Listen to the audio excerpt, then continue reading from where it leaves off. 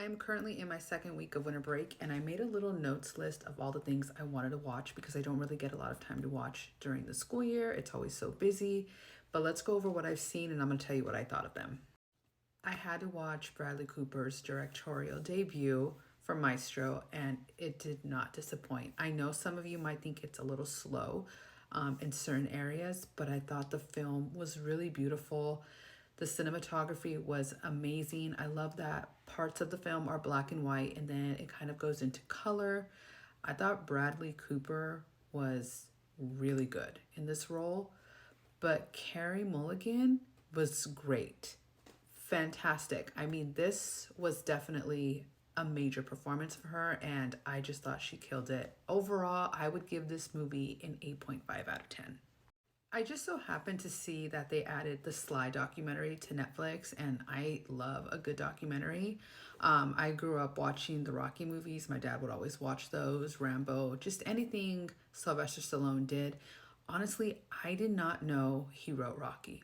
I know. I don't know how I didn't know that. I just always thought he was just really attached to the films, but I just thought it was really interesting because he kept saying, when he first started in Hollywood, they would always say that we don't have roles for you. You don't fit this role.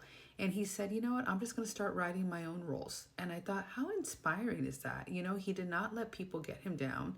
Instead, he said, I'm not going to wait around for the right role to come. I'm just going to write it myself. And he's still here today making a huge impact in Hollywood. So I thought this was a really great and inspiring documentary. I ended up seeing A Million Miles Away, which is based on a true story. It's on Amazon Prime. Bawled my eyes out. It was so inspiring, such a great story.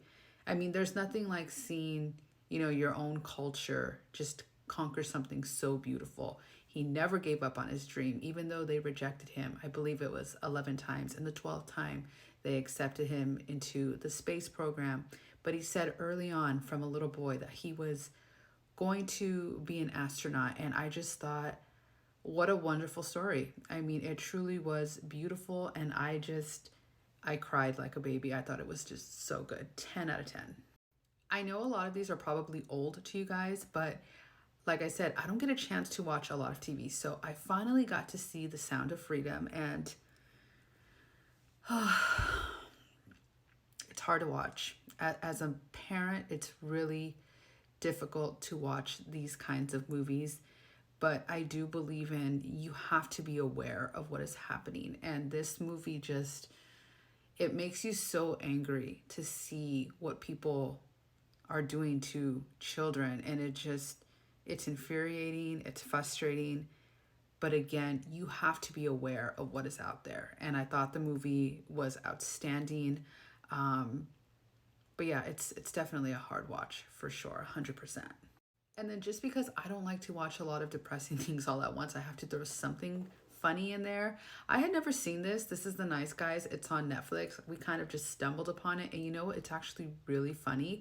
I'm not the biggest Russell Crowe fan, but I thought he was really funny in this. And Ryan Gosling was pure Ryan Gosling. He was hilarious. And it was just a really funny movie. And it was, at first I thought it was a serious movie, but it ended up being more on the comedy side. And honestly, it was just what I needed. If you've seen any of these, I'm dying to know your thoughts. Let's chat in the comments.